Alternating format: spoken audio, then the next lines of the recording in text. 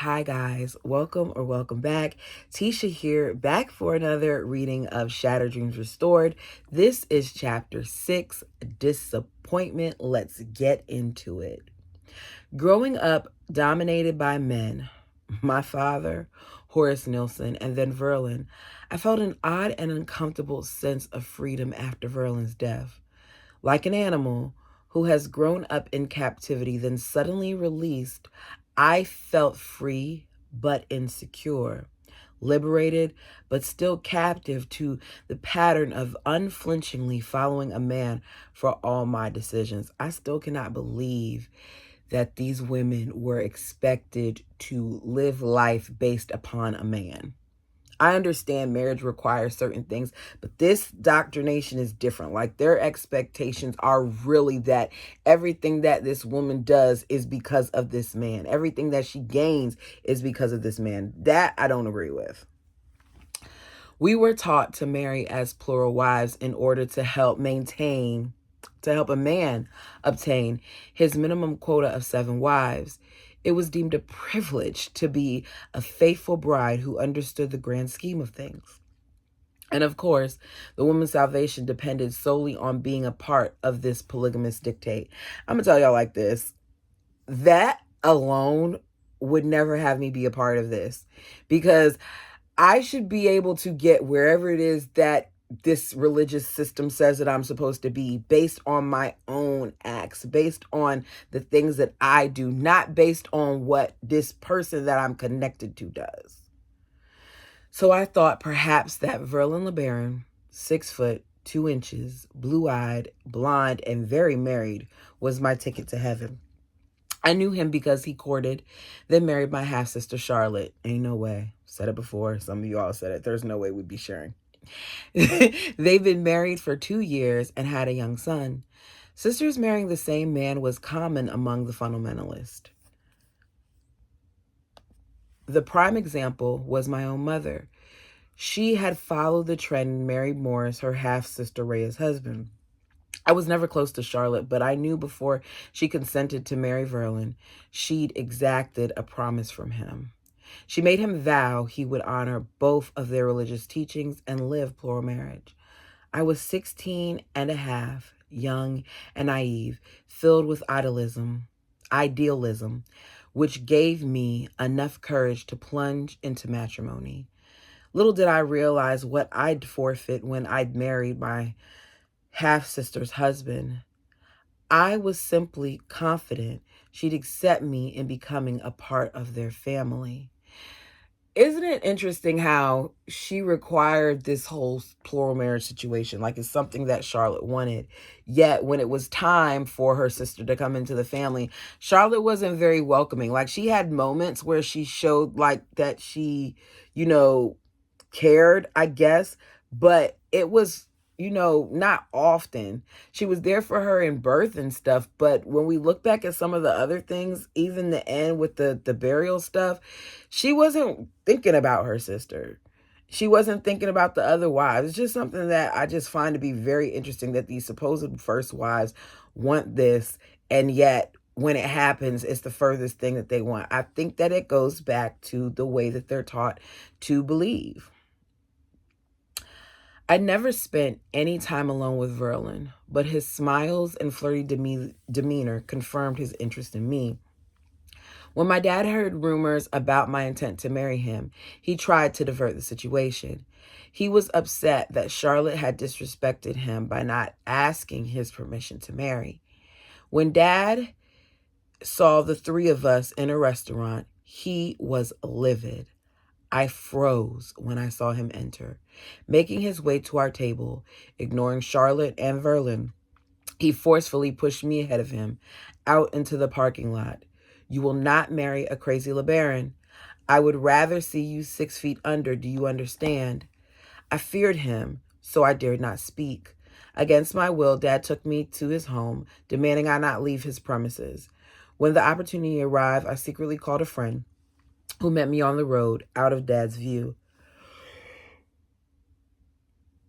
Excuse me. I left and never saw him again until after my second child, Donna, was born. Most of all, Dad was riled up and determined to spare another daughter from becoming entangled in the crazy LeBaron family. Everyone knew that Verlin had an older brother, Ben, who was mentally ill. Stranger yet, Ben thought he was a holy prophet. His antics and far-fetched claims, get it out, girl, caused his other family members to be ridiculed and disparaged among the polygamous groups.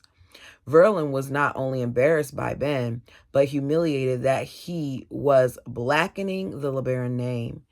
How unfortunate that his sister, Lucinda, experienced emotional problems also. From age 16, Lucinda fought to maintain a grasp on reality. She married in her early 20s as the second wife, bore 3 children, then was rescued by her father, Dare LeBaron. He took her to Mexico to live on the family ranch where she was locked away for several years. I don't understand how locking her in this room with the window and the bars is their version of freedom, but that's what she's calling it. He freed her when she was to herself. I don't think that's freedom. Later she was taken to a facility in Phoenix where she resided until her death. Verlin, hoping to redeem the family name, studied for 2 years at Brigham Young University. He maintained his Mexican citizenship but entered the United States on a visa. I'd always cheered and fought for the underdog. I guess because I felt like one. I could identify with the LeBarons because I felt persecuted and was a child of polygamy. But I had reasons to feel concerned because Aunt Rhea and a couple of her family members insisted that I belonged to Verlin. And I'd also had a premonition that I should marry him. So in my heart of hearts, I was afraid they were right, especially when they reminded me that Glenn held no priesthood and was a Gentile. My salvation depended upon marrying Verlin. Goes back to her salvation being wrapped up in a man, which I don't agree with, but that's what they say.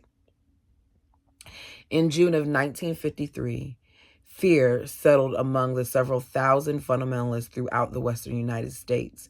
They were fully aware that their polygamous lifestyle was illegal. They could be incarcerated if the law found out, but where does a man go to hide his exploding family? I knew several men who had a dozen or so wives and 30 or 40 children. These religious zealots were cautioned to be discreet and pray that God would fight their battles, even though raids were imminent. What a tiring time for me. I had walked away from Glenn to seek the Mormon God's approval. Now I fear being caught up in the impending arrest if I married Verlin. Would he go to prison as my dad did? But I ignored my mother's warnings about the LeBaron clan and began to mentally prepare to marry my brother-in-law in less than a week. I blocked out my past and blindly plunged ahead, hoping for the best. So on July 3rd, 1953, I complied with God's plan by marrying my brother-in-law. We exchanged vows in a private ceremony in a quiet park beneath a group of trees. Excuse me, I don't know why I keep yawning so much today. In Salt Lake City, no guests were invited. Not even my mother or father were aware of my actions. My sister Charlotte naturally attended the sacred ceremony. She held her 8-month-old son in her arms as she obediently placed my right hand into her husband's. Uncle Rulon, our leader, designated one of his officiating elders to perform the ceremony, sealing me by the holy priesthood to be Verlin's second wife throughout all eternity. I was overwhelmed, yet to hide my feelings, I was sure Charlotte was decimated when she placed my hand in her husband's. I'm just remembering that we read this, number one. Number two, I'm thinking that we only got another chapter of stuff that we've already heard because y'all are sticking it out with me. But I don't think that she should have went like this in depth over the things that we've already read. I get that it's been some time since the other reading for some people, but it's like, come on, girl. Yeah, let's get to the meat, which is your dreams being restored. I imagine it took a lot of grit for her to keep composure. I held a lot respect for her convictions to uphold the holy principle of plural marriage. By placing my hand in his, it signified her willingness to share her husband with me. Excuse me. I was almost paralyzed with fear. I'd only shared one occasion with Verlin alone. We had gone to Provo Lake so we could get better acquainted. I never kissed him before. Now here I was, vulnerable, young, and entering into a situation which I knew nothing about. I calmed my racing thoughts, trying to understand the gravity of the situation. This was it. There would be no turning back. I froze as the officiator asked Charlotte, "Do you take your sister Irene by the right hand and give her to your husband to be his lawful wedded wife?" Answering in the affirmative, she took my right hand and placed it into her husband's. I felt like dying on the spot. How could I do this to her? Would we remain friends, or was this the beginning of the demise of our sisterly relationship? The most difficult moment was when Verlin and I were pronounced husband and wife. Right there, before my sister and God, he kissed me for the first time ever. I felt pangs of guilt as he slipped a wide gold band onto my finger. After being sealed for all eternity as husband and wife, all of us walked stoically up an incline onto the main park trail, making our way back to Verlin's parked vehicle. As we drove, Charlotte held her baby in dead silence. Verlin conversed with the priesthood brother en route to his home, where he exited the vehicle. He turned to Charlotte and me. "You must remain quiet about our marriage as to avert any trouble with the law. We are all very concerned that the feds are planning to raid our people." Immediately, we drove to the Greyhound bus station, where Verlin accompanied Charlotte and her baby while I waited alone in his car. I'll never forget that scene. My sister, completely devastated, taking a bus 40 miles for home with only her baby for comfort, while her husband joined me for a weekend honeymoon. I was only 16 and overwhelmed with turmoil. What have I done? Did I make the right decision? And what about Glenn? I've broken his heart and abandoned him. My apprehension escalated as I wondered how I would ever explain what I'd just done to my disappointed mother and violent father. I was sickened by the uncertainty I was experiencing. I questioned how I ever handled the situation of living with my sister and Verlin in the same house. My personal disappointments overrode the rumors of the expected raids on polygamists. On my weekend honeymoon, Verlin seemed anxious. He seemed to be pining for his wife. His voice, his concern to me about her welfare. I felt like I was an infringement on their marriage. Verlin took me to Aunt Beth's, my mother's youngest sister. She was an exemplary plural wife. Everyone loved her. She invited me to stay with her until Verlin figured out other arrangements. "Does your mother know that you guys got married?" she asked. I panicked. Then I shook my head no. I knew for certain that my participation in those religious vows had sealed my fate. There would be no looking back. I promised myself to do all in my power to live up to the holy covenants I made. I prove it by becoming an exemplary, oh my gosh, I can never say this word, exemplary wife. Still didn't say it right. Y'all know, if you've been here long enough, y'all know I butcher words. It's not intentional. Sometimes it just don't want to come out. One who'd be an instrument in helping Verlin by inviting other women to come into his fold. Exemplary. It's still bothering me because I know I'm saying it. I've been taught that if I did, I'd be an eternal helpmeet.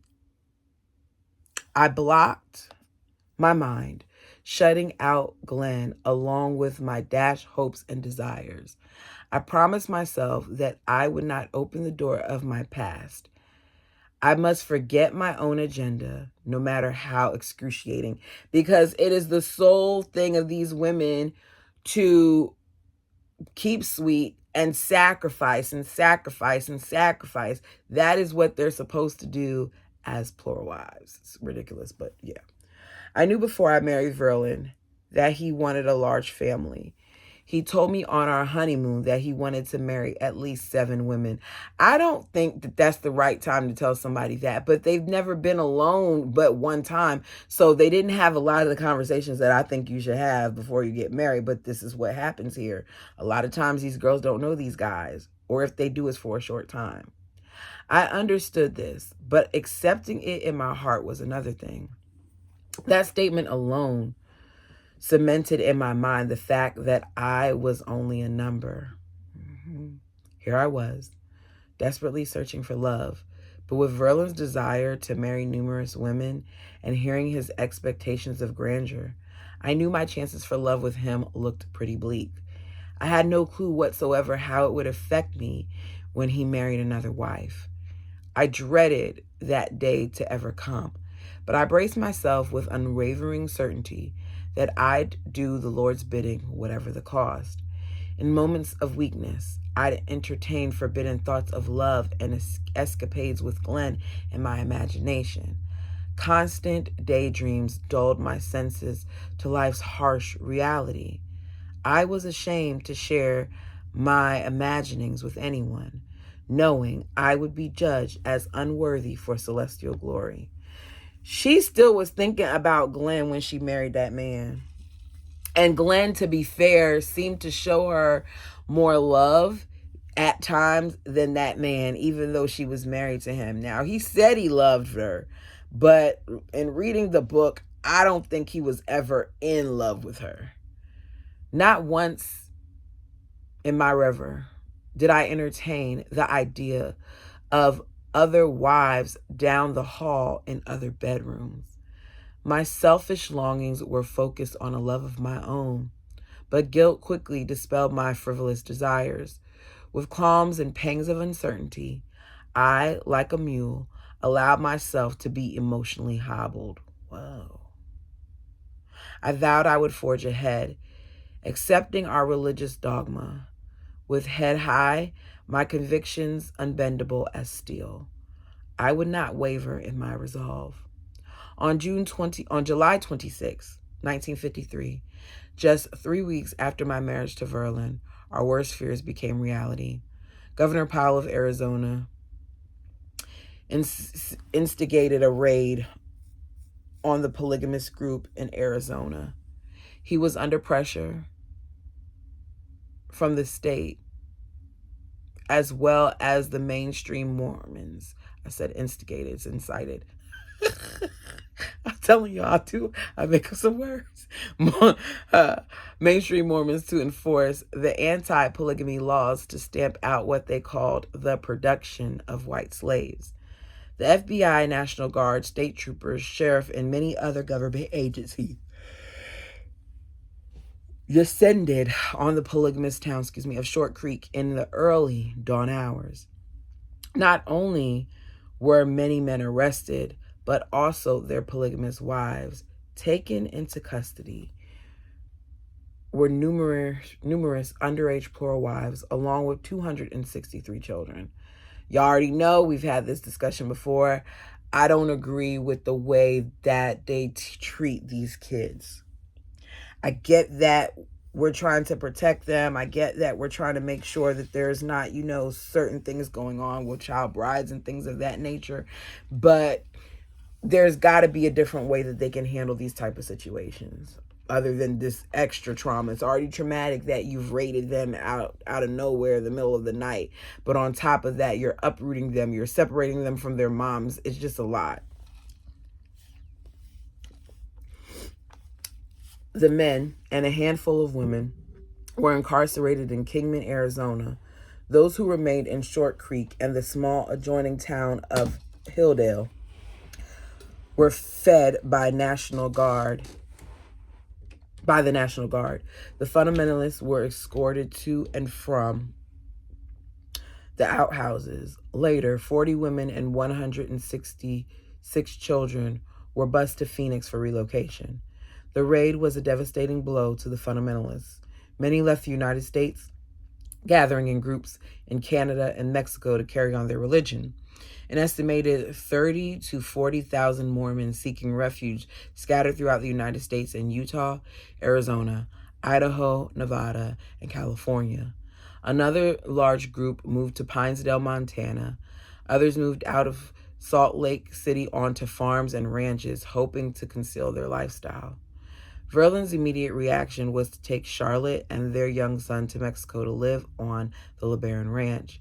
To him, being incarcerated wasn't an option. I stayed in Utah for 6 weeks before I boarded a bus for El Paso, Texas. Verlin's two brothers were awaiting my arrival at the bus station. Once across the border, I got a pass to enter Mexico for 6 months, knowing I was fleeing to Mexico. My brother Richard obtained my birth certificate from the Bureau of Vital Statistics in Salt Lake City a few weeks before I left. I was shocked when I was filling out the information to obtain an entry into the country. My father's first and last name were incorrect. I'd heard Dad was guilty of lying when several of us were registered, but I always thought he claimed me. I was sick at heart as I felt rejection once again.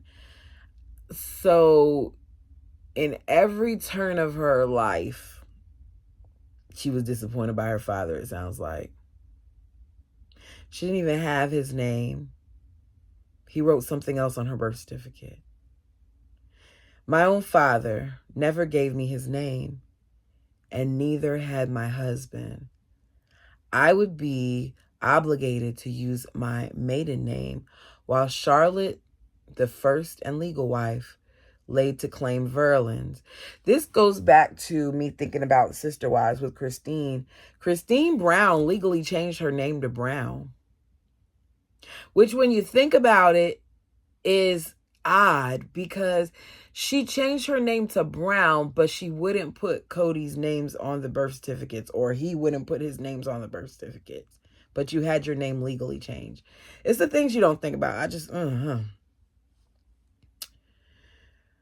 From Ciudad Juarez, we rode a dilapidated bus for about 200 miles south into the middle of nowhere, heading for the LeBaron colony. When the pavement ended, we exited the bus and waited in the hot August sun, hoping someone would come by and offer us a ride. After an hour, we lucked out. Joel and Florin, Verlin's two brothers, hitchhiked with me to the LeBaron Ranch over dirty roads. I was completely terrified when we crossed a rugged mountain range and up the steep ravines with no guardrails. The rocky, narrow roads seemed impassable, and the blowing dust stifled my breathing. When I arrived in Mexico on August 28th, 1953, I found life unbearable. The wind, heat, and swarms of flies made me long to return to Utah. But worse than the living conditions, I knew that 17-year-old Lucy Spencer, who lived in Mexico, had her sights on Verlin since she was a child. Verlin wanted to test my reaction when he confided in me that Lucy knew she would be his third wife. He told me he had proposed to her before he married me, but she encouraged him to go ahead and get two other wives first, then come back for her. Okay. It said that she wanted to be his third wife, which means he didn't want Charlotte either. And it means that he proposed to her before he proposed to Charlotte or Tyree. I didn't catch that first time. She was adamant about it because she received a spiritual confirmation to that fact. She promised him she'd still be waiting. It was very unsettling knowing it was required of me to uphold him in marrying another wife. That was one thing, but actually allowing it was more than I could fathom. I'd gotten used to sharing Verlin with my sister Charlotte. but it was still painful. Spending 15 nights a month with our husband was a trial because I did not want to share. Now we both be forced to give up part of our time to Lucy, so we each just get 10 nights a month on his rotation list. All I could think of was that out of our 30 years, I'd only gotten 10. In our 30 years, I'd only be getting 10. Plus, my time would diminish over the years as he took more wives and acquired more responsibilities. I didn't want to disappoint Verlin. I wanted him to believe I was the perfect wife, one who was converted 100% to his beliefs, and one who would gladly uphold all of his forthcoming marriages. But to my surprise, I felt like exploding. I was hateful, disappointed, and selfish. I begged for God to forgive me because I did not want any more women in my life. I could barely handle sharing my sister Charlotte with him. I tried to be good and just keep my mouth shut, but it was impossible. I never discussed my feelings with Charlotte because I thought for sure she felt the same bitter feelings towards me as I did Lucy. Therefore, I pled and I wept to Verlin. I tried to convince him that I could give him all the love and attention he desired. She didn't even have talks with her sister, which I would love to know how Charlotte felt, because they couldn't even confide in each other, yet they're supposed to be sister wives. Let's move that to the side. They're supposed to be sisters, and they can't even have certain talks with each other. This doesn't create unity. It's set up to cause division. Sure, he wanted dozens of children, I knew that. So I promised I'd have at least a dozen myself, and she did. The more I pout over my dilemma, the more determined Verlin was to marry Lucy before I became too possessive. None of us knew exactly when Lucy would be part of our family because no marriage could take place until a bearer of the priesthood was available to perform the ceremony. Stranded as we were on a ranch in Old Mexico gave me hope that it wouldn't take place for a long, long time. I also tried to get out of going to Spencerville every Sunday. I could not bear being there seeing Lucy, knowing she would sooner or later be marrying my husband. It just ripped out of my heart. Verlin ignored my tears and complaints. He would not tolerate my rebellious spirit. All I ever wanted was for him to understand and listen to my feelings. Here I was, trying to learn to love him, yet I felt so unfulfilled. I needed his validation and tried to extract a promise that he really loved me. I wanted him to know that I'd given up everything to marry him. He was never serious. I'd fight, complain, beg, and pour out my soul to him, expressing my heartache, but he'd always laugh and make light of it. You don't have a right to complain. You did it to Charlotte. She was good enough to let you marry me. Where would you be if she hadn't? Oh, if he only knew. Yeah, she'd be with Glenn. And for real, I wonder how often, I know that she loves her children and, children are her blessing and all that stuff. I get that. But I wonder how often those thoughts ran through her mind, because I think she would have had a very different life with Glenn. If she didn't have anything else, she would have definitely had his love. No other wife ever did so much damage to my soul. It definitely wasn't Lucy's fault. It was mine for the idea. But knowing my salvation was at stake, I grudgingly attended Lucy's wedding. I was frantically pleading to God, praying that he would give me strength to perform my duty. I blocked out most of the words during the ceremony. I wanted to protest by screaming out loud, especially when I was coerced into placing Lucy's right hand into Verlin's, indicating that I was in full compliance. Charlotte looked stoic as usual, standing next to Verlin and Lucy, watching my dutiful performance. No sooner had my Uncle Rulon pronounced them husband and wife when I shot like an arrow out the door. I ran toward the small orchard about 100 yards from the house. Tears blinded me as I approached a small pear tree. I held onto a branch with one hand as I sat my 5-month pregnant body down in its low, firm branches and convulsed insolably as I loudly raged and raged.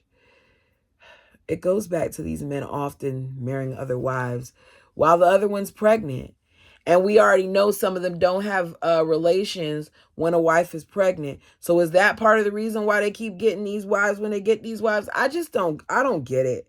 I think that it's extremely insulting. Even her marrying him after her sister had an 8-month-old baby, it's extremely insulting to do that. Oh God, please don't let me die. I can't bear this excruciating pain another moment. I felt faint as I gasped, crying, taking in huge breaths, hoping I could resume my normal breathing. I felt such agony. I realized I was in panic mode. It actually caused me to fight for air. In that moment, I felt I had nothing to live for. In fact, I wasn't only mad at Verlin, but I was mad at God too. I hated his damn rules, but pain quickly reminded me that I was caught in polygamy's web. Beneath my whimpering sobs, the fetus within my body quickened several times. For one fleeting moment, it gave me a glimmer of hope. I owe so much to her for all the sacrifices she endured and wish she were present so we could celebrate our freedom together. If Verlin couldn't love me because of my unwillingness to live the gospel, it was okay. The love of my upcoming child would be enough. I would lavish love on it. The love I had been denied yet for all my life.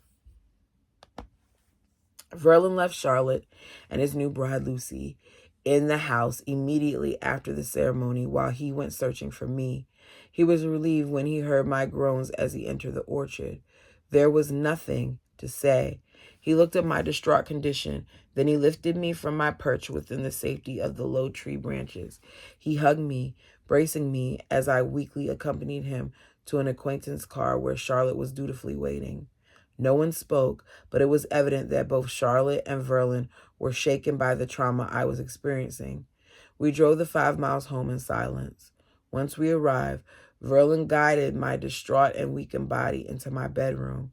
He removed my shoes and tucked me in bed and patted my back. His voice broke. Irene, I'm so very sorry. You know I never do this if God didn't require it. It's because I'm worried about you that I left Lucy at her mother's. I won't even sleep with her on her own wedding night. I didn't even answer, so he left to comfort Charlotte. I placed my hands on my pregnant belly, wanting to experience every moment of my unborn child. I didn't want to set my expectations too high because my first baby girl had died at birth. I didn't want to be disappointed again. Therefore, I sent supplications to God, asking that he would allow me to receive the blessing by raising this unborn child.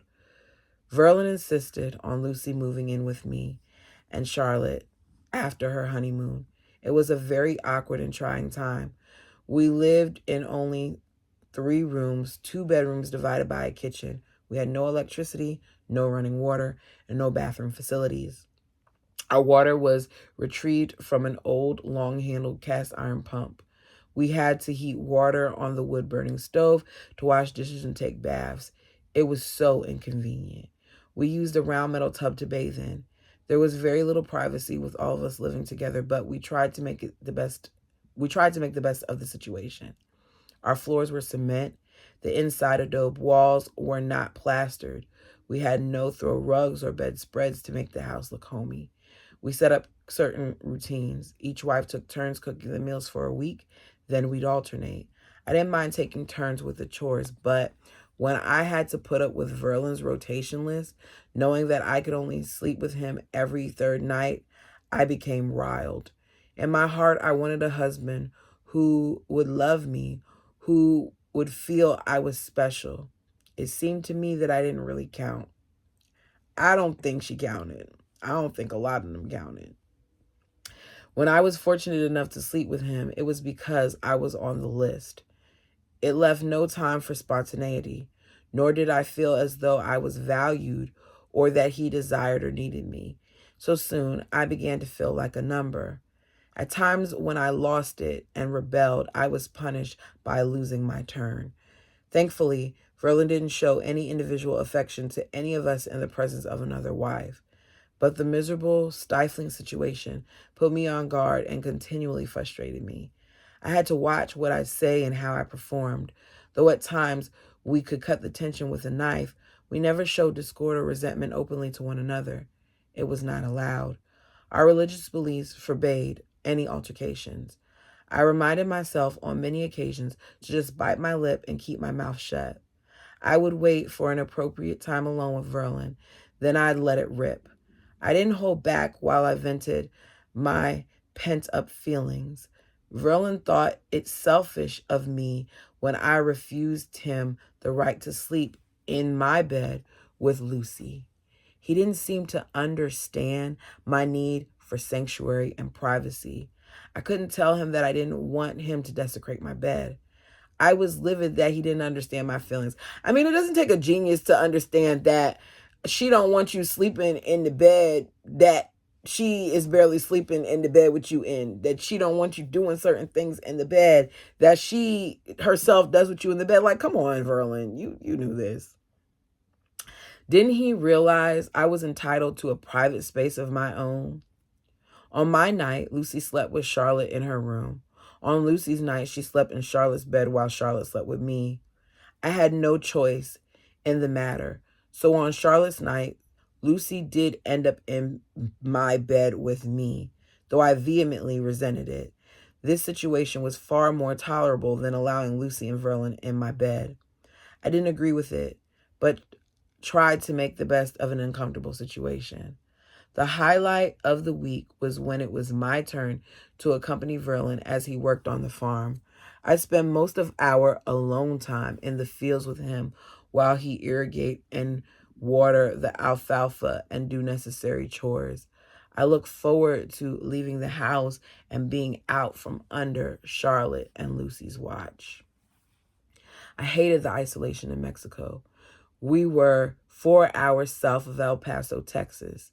We rarely left the ranch except on Sundays when we traveled by horse and went in wagon and the 5 miles to Spencerville. We had no radio, music, newspapers, or magazines.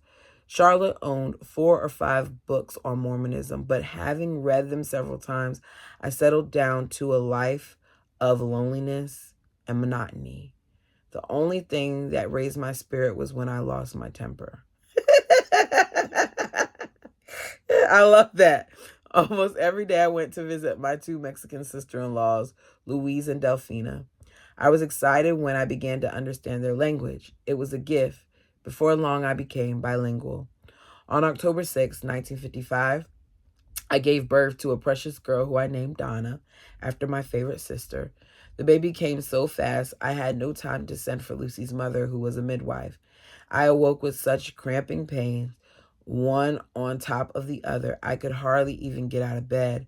I became frightened, thinking something would go wrong with my delivery. The pains came fast and furious as feelings of despair overwhelmed me. I did not want to be at anyone's mercy or to be attended by someone unqualified. The horrific memory of my first baby's delivery and her subsequent death 20 minutes later made me all the more aware that I needed a competent doctor. Charlotte, who was also pregnant and due within weeks, put a plastic covering on my bed to protect the mattress, then took her 2 small children to a sister-in-law's home and waited out my delivery. I forced myself to lie down. I cried out as the knifing pains became unbearable. Verlin's Aunt Annie was quickly summoned from a house next door to ours where she was visiting. Is that the one that was like, oh! That was the funniest story. Having been called on the spur of the moment and knowing she had absolutely no prior experience, she fell apart. It was her. Verlin instinctively took over to bring his own child into the world. My delivery took only 15 minutes from beginning to end. I felt nothing but joy when my baby breathed her first breath. As I listened to her wails, I finally had someone to snuggle and love. Finally. And that is the end of chapter 6. I said it in the middle of the reading. I cannot wait to get to part 2. Here's the thing. She's giving us a little bit more details about certain things, but so far, a lot of what we've read is what we've already read. And I know she explained in the beginning that she was going to be doing a little bit of this, but I didn't realize that we were going to be on now page 120, and we're still talking about stuff that was already discussed from the other book. I'm going to finish this out, but I'm disappointed. And at this point, if I'm going to rate the book, it's at a 3, because I just don't understand why we're spending so many chapters. I get you giving like a quick, a brief, like, boom, this is what it was. Do it in 1 chapter, but 6 chapters in, and we're still talking about the stuff that we've read in the previous book. I'm not really digging it. I'm not. Y'all know I'm going to keep it honest. Anyways, let me know how you felt about that chapter. I did not say it in the beginning, I do not think, but go ahead and like the video as it helps me in these YouTube algorithms. Thank you so much, and I'll see you soon.